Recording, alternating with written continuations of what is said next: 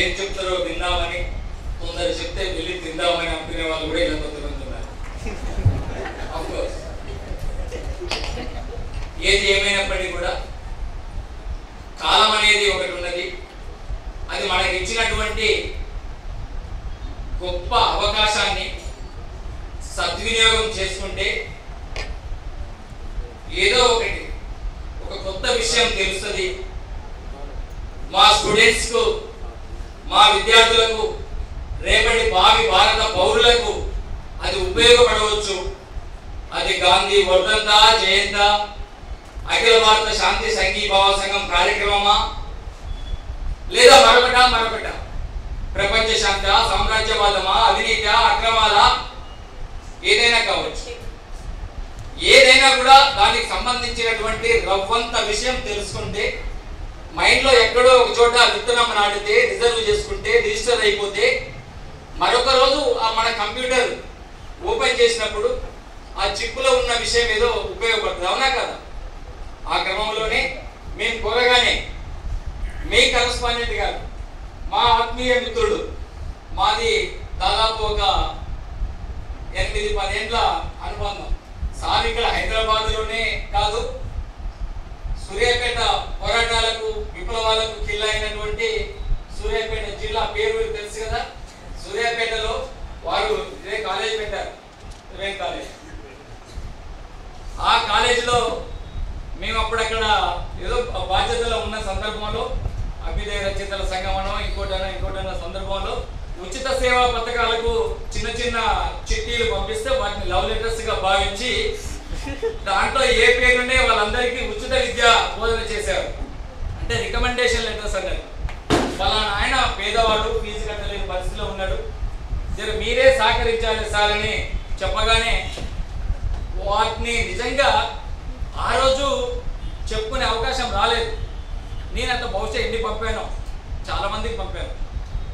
కానీ రమేష్ గారు వాటిని సహృదయంతో, పెద్ద మనసుతోటి వాటిని స్వీకరించి అర్థం చేసుకొని ఎంతో మంది విద్యార్థులకు విద్యాదానం, విద్యా బోధన చేసినందుకు మీ అందరి కరతాళ ధ్వనుల మధ్యన వారికి ధన్యవాదాలు.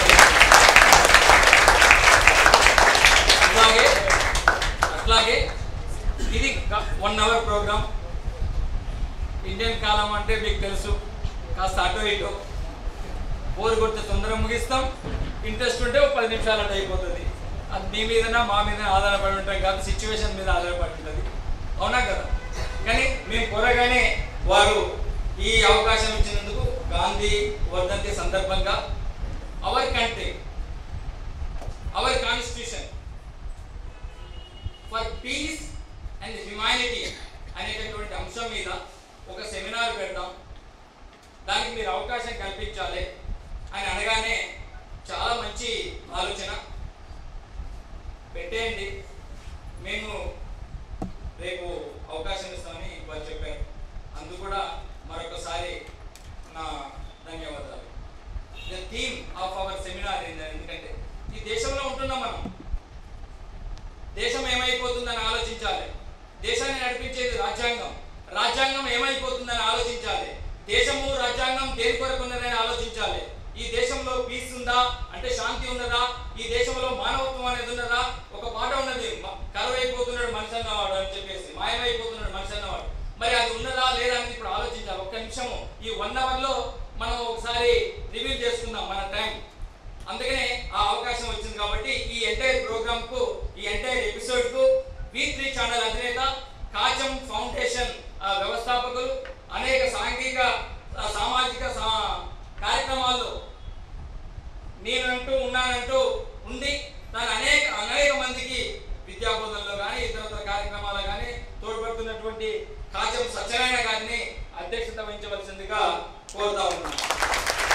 అట్లాగే విద్యార్థి రంగంగా ఉన్నప్పుడు, డాక్టర్ చదువుతున్నప్పుడు అనేక సమస్యల మీద విరోధంగా పోరాడి డాక్టర్ చదువును కూడా, ఆ సర్టిఫికెట్ ను కూడా తీసుకోకుండా ఉద్యమాల్లో ఆయన బయటికి పంపిస్తే, కాలేజీ నుండి బయటికి పంపిస్తే అనేక వాళ్ళ బాల్యం నుండే చైతన్యవంతమైనటువంటి కుటుంబంలో పుట్టి అనేక వామపక్ష ఉద్యమాలలో తనదైన పాత్ర నిర్వహించి ఈ శాంతి ఉద్యమంలో కూడా తాను పాత్ర పోషిస్తున్నాడు.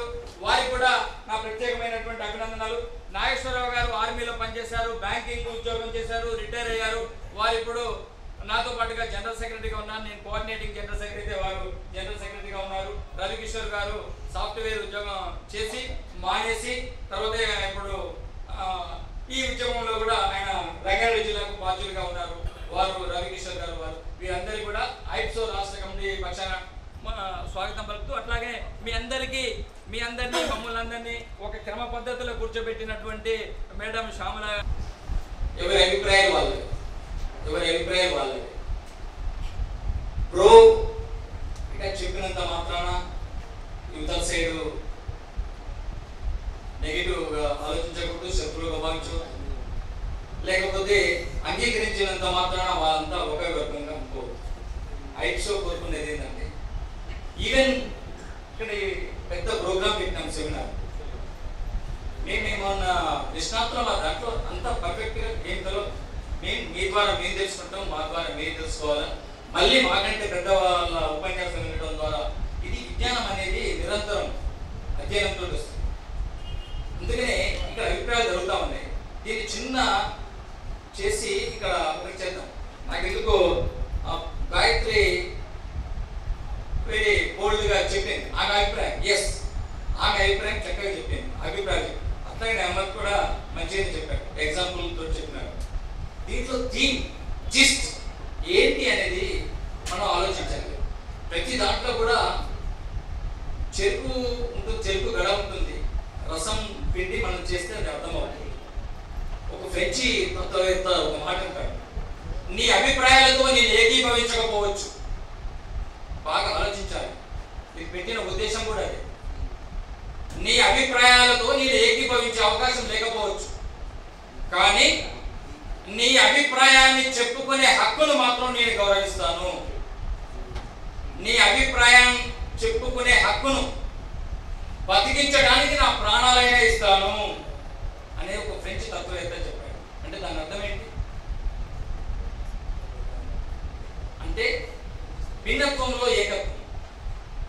ప్రజాస్వామ్యం అంటే విభిన్నమైనటువంటి సంస్కృతి, జాతులు, కులాలు, మతాలు, సంస్కృతులు వీళ్ళందరూ ఉంటారు. విభిన్నమైనటువంటి ఆలోచనలు కలిగినటువంటి వాళ్ళు ఉంటారు. వాళ్ళందరి దేశం అదే. వాళ్ళందరికీ స్వేచ్ఛాయుతమైనటువంటి వాతావరణంలో వాళ్ళ అభిప్రాయాలను చెప్పుకోగలిగినప్పుడే నా దేశం. yes, I love my country. Are you? ఈ దేశాన్ని ప్రేమిస్తున్నారా? ఈ దేశాన్ని నడిపించే రాజ్యాంగాన్ని ప్రేమిస్తున్నారా? ఈ రాజ్యాంగంలో మనం అనుకున్నటువంటి ప్రజాస్వామ్యాన్ని గౌరవిస్తున్నామా, ప్రేమిస్తున్నామా? ప్రజాస్వామ్యాన్ని ప్రేమిస్తున్నామా? ప్రజాస్వామ్యం వర్ధిల్లాలని అనుకుంటున్నామా? ప్రజాస్వామ్యంలో అహింస ఉండాలా, హింస ఉండాలా? నియంతృత్వం ఉండాలా, ప్రజాస్వామ్యం ఉండాలా? పాలక పార్టీ ఉండాలా? రాజరికం ఉండాలా, ప్రజాస్వామ్యం ఉండాలా? ఎందుకు ఇవన్నీ? అందరికి సంబంధించినవి, మెజారిటీ ఆఫ్ ది పీపుల్ కు ఉపయోగపడేవి, వాళ్ళ హక్కులను గౌరవించేవి, కాపాడేవి, వాళ్ళ జీవితాలను కాపాడేవి, వాళ్ళ జీవితాల్లో వెలుగు నింపేవి, వాళ్ళ జీవితాన్ని ఒక ఉన్నతమైనటువంటి పదం వైపు నడిపించేవి. అందుకనే మనం ఇవి కోరుకుంటున్నాం. ఒకప్పుడు ఉన్నదే ఆదిమ సమాజంలో, అటవిక సమాజంలో ఇవన్నీ లేవు, కానీ ఇప్పుడు ఉన్నాయి. ఒక 100 ఏళ్ళు పోరాడితే తప్ప ఈ రోజు ఈ హక్కులు రాలేదు. 100 ఏళ్ల క్రితం మనకు భావ ప్రకటన స్వేచ్ఛ లేదు, ఈ హక్కులు లేవు, ఓటు హక్కు లేదు, చదువుకునే హక్కు లేదు, చదువు లేదు, సంస్కారం లేదు, ఆలోచన లేదు. కానీ ఇప్పుడు ఎందుకు వస్తుంది? నిరంతర అధ్యయనము, నిరంతర పోరాటము. ఆ పోరాటంలో అసూలు పాసిన వాళ్ళెంతమందో, నా దేశం నేనే పరిపాలించుకుంటా, నా దేశంని పరిపాలించడానికి నీవెవడు, ఖబర్దార్ క్విట్ ఇండియా అని చెప్పేసి పిలుపునిచ్చినటువంటి మన భారతదేశంలో ఉన్నటువంటి యోధాడి యోధులు, పోరాట యోధులు, స్వాతంత్ర సమర యోధులు, వాళ్ళందరూ ఆలోచన, వాళ్ళందరూ చేసినటువంటి పోరాటాలు, గాంధీ కావచ్చు, నెహ్రూ కావచ్చు, భగత్ సింగ్ కావచ్చు, అల్లూరి సీతారామరాజు కావచ్చు, మరెందరూ సుభాష్ చంద్రబోస్, మరెందరూ, వీళ్ళందరూ ఒక చోట కాదు, దేశమంతా జరిగింది. వాళ్ళందరూ ఏమన్నారు? నా దేశం అన్నారు, నా జాతి అనలేదు, నా కులం అనలేదు, నా మతం అనలేదు. అన్ని మతాలు, సర్వ జాతులు, సర్వ ప్రాంతాలు కలిస్తేనే ఆ రోజు స్వాతంత్ర పోరాటం ఫలించింది. బ్రిటిష్ వారు మన దేశానికి కాలు మొక్కి ఇచ్చేసి గులాంగిరి అంటే ఉండలేక వెళ్ళిపోయాడు. చెప్పడంలో వ్యత్యాసం ఉండొచ్చు కాక, కానీ ఆ యూనిటీని కోరుకుంటుంది నా దేశం. ఆ భావ ప్రకటన స్వాతంత్ర్యాన్ని కోరుకుంటుంది నా దేశం. ఆ స్వేచ్ఛను కోరుకుంటుంది నా దేశం. ఆ విభిన్నమైనటువంటి ఆలోచనలను, అభిప్రాయాలను వ్యక్తపరిచేటటువంటి పరిస్థితులను కోరుకుంటుంది నా దేశం. మన భారతదేశ స్థితిగతులు ఏంది, భారతదేశ సంస్కృతి ఏంది, రాజ్యాంగం చెప్పింది ఏంది, రాసుకున్నది ఏంది, చేసుకున్నది ఏంది, చూసుకున్నది ఏంది అనేది దాని అర్థం. వీటన్నింటి గురించి ఆలోచించమని అర్థం. దీనికి సంబంధించి ఒక 20 ఏళ్ల కింద నేను ఒక పాట రాశాను. అది ఇప్పుడు చెప్పకపోతే నేను తప్పు చేసినామని అర్థం. తప్పకుండా చెప్పాలి. మీకు ఇంట్రెస్ట్ ఉంటే వినండి. భారతదేశపు నాగరికతను బట్టలు విప్పి చూపుతున్నది.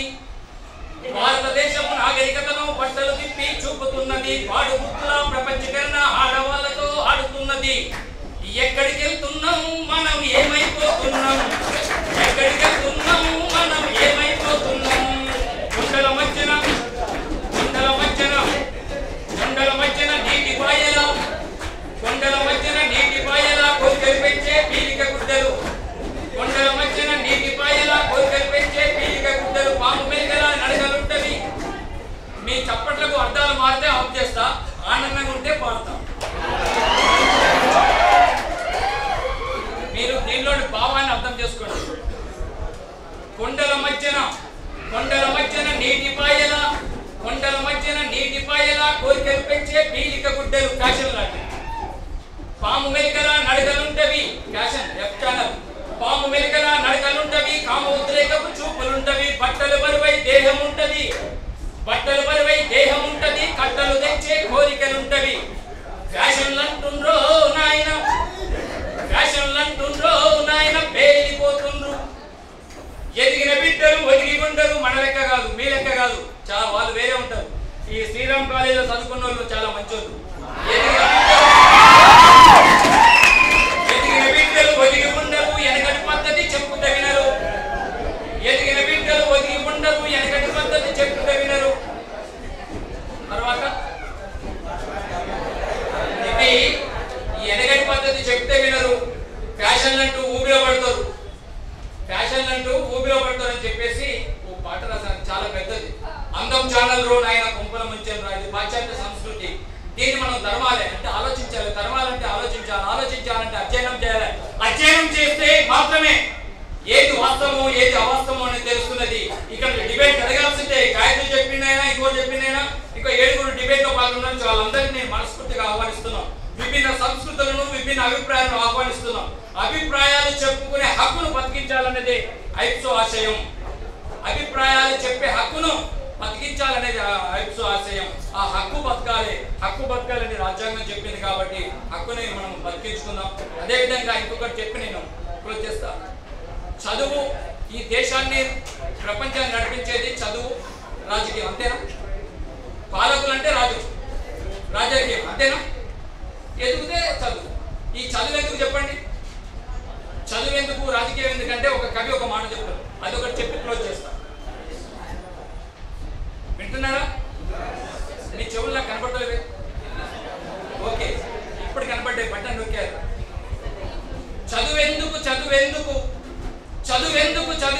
చదువెందుకురా అంటే నలుగురిలో దీపమై వెలిగేందుకురా. ఒక దీపం వేల కొద్ది లక్షలకు చీకట్లను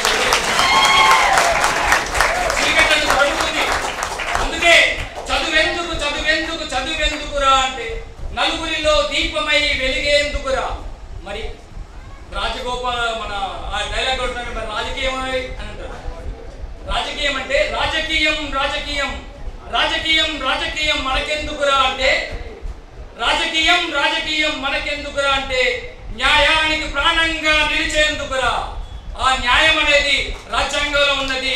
న్యాయం అనేది ఎక్కడుంటే దానికి మనం నిల్చోవాలి, దాన్ని కాపాడుకోవాలి. న్యాయానికి ప్రాణంగా నిలిచేదే రాజకీయం. ఆ రాజకీయమే అన్యాయం చేస్తే మీలాంటి విద్యార్థులు చీల్చి చెందాలి, మంచి వైపు నిలబడాలి, అహింస వైపు నిలబడాలి, శాంతి వైపు నిలబడాలి, మానవత్వం వైపు నిలబడాలి. అదే మానవుడిగా మన కర్తవ్యం. అదే మానవుడిగా మనం చేయవలసినటువంటి ధర్మం. ఆ ధర్మంలో, ఆ కర్తవ్యంలో ఆ సిక్కులైనటువంటి విద్యార్థులుగా, మేధావులుగా భారతదేశ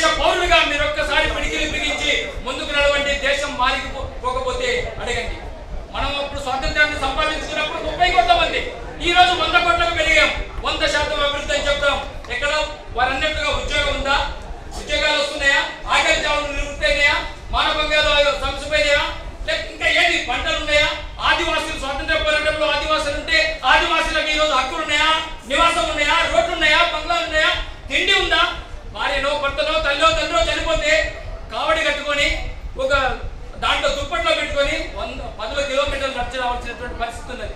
ఈ పరిస్థితులు మొత్తం మీకు చెప్పడానికి వచ్చాం. దేశం అంటే మట్టి కాదు, దేశం అంటే మనుషులు. ఆ మనుషులు ఈ రోజు ఏ స్థితిలో ఉన్నారని ఆలోచించమని చెప్పడానికి వచ్చాం. చాలా వచ్చాం. అప్పులు పెరిగిపోయినాయి. బాగా కోట్ల రూపాయలు ఎగ్గొట్టే వాళ్ళు ఉన్నారు దేశంలో. కోట్ల రూపాయలు వాళ్ళు రాబట్టుకోవాలి. అవినీతి పెరిగింది, దాన్ని సంపాదించుకోవాలి, దాన్ని అరికట్టగలగాలి. ఇది రాజకీయాలు చేయాల్సిన పని. కాబట్టి మిత్రులారా, చాలా మంచి డిబేట్ జరిగింది. నిజంగా మాకు హ్యాపీగా ఉన్నది. ఐప్సో రాష్ట్ర కమిటీగా ఈ కార్యక్రమాన్ని నిర్వహించినందుకు చాలా మంచిది ఉన్నది. కాకపోతే మాకు ఒకటే హ్యాపీ, మీరు బ్లాంక్ చెక్ లెక్క ఉంది. చదువుకునేటప్పుడు బ్లాంక్ చెక్ ఇన్నోవెల్ ₹1 రాసుకోవచ్చు. దాంట్లో ఎన్ని సున్నాలు పడితే అన్ని అంతవరకు ఒకటి పెట్టి ఎన్ని సున్నాలు పడితే అన్ని సున్నాలు రాసి పెట్టుకోవచ్చు. కోట్ల రూపాయలు రాసుకోవచ్చు బ్లాంక్ చెక్. మీరు కూడా విద్యార్థులుగా, ఈ భారతదేశాన్ని అధ్యయనం చేసేటటువంటి విద్యార్థులుగా మీ మెదళ్లను బ్లాంక్ చెక్లుగా ఉంచండి. వాడెవడో రాజకీయ పార్టీలలో చెప్తున్నారు మనదో పార్టీ అని ఆలోచించేవాక. మీ పార్టీ మీకు ఉంచుకోండి. మీ ఆశయాలు, మీ సిద్ధాంతాలు మీరు ఉంచుకోండి. ఎదుటి వాళ్ళు చెప్పింది కూడా వినండి. ఎదుటి వాళ్ళు చెప్పింది కూడా విన్న తర్వాత అవును మనం ఇప్పటివరకు ఈ అభిప్రాయంలోనే ఉన్నాం, వాళ్ళు చెప్పింది కూడా నిజమేనేమో ఆలోచిద్దామని అధ్యయనం చేయండి. జస్ట్ అంతే మేము కోరేదంతే. ఐప్సో రాష్ట్ర కమిటీ నుంచి మేము కోరేదంతే. ఒక ల్యాండ్ ఫోన్ కనిపెట్టినప్పుడు అదే గొప్పదనుకుంటే ఇవాళ హ్యాండ్ ఫోన్ వచ్చేదా, సెల్ వచ్చేదా?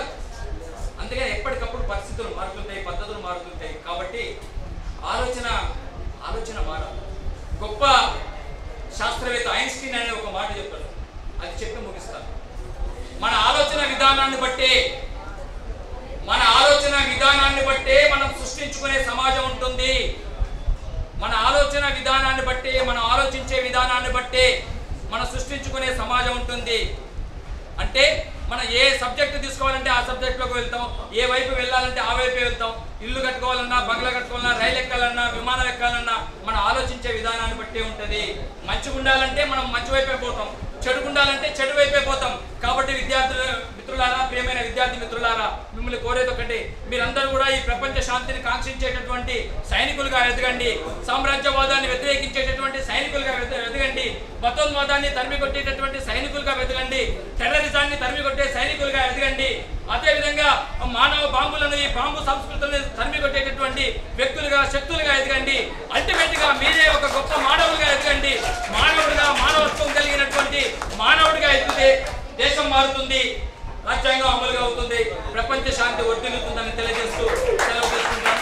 వర్ధిల్లాలి ప్రపంచ శాంతి. మీరు పిడికిళ్ళు చేతులు పైకెత్తి పిడికిళ్ళు బిగించి చెప్తే హ్యాపీగా ఉంటుంది. ప్రపంచ శాంతి, ప్రపంచ శాంతి. AIPSO long live, AIPSO long live, AIPSO. All India peace and solidarity, ఐప్సో.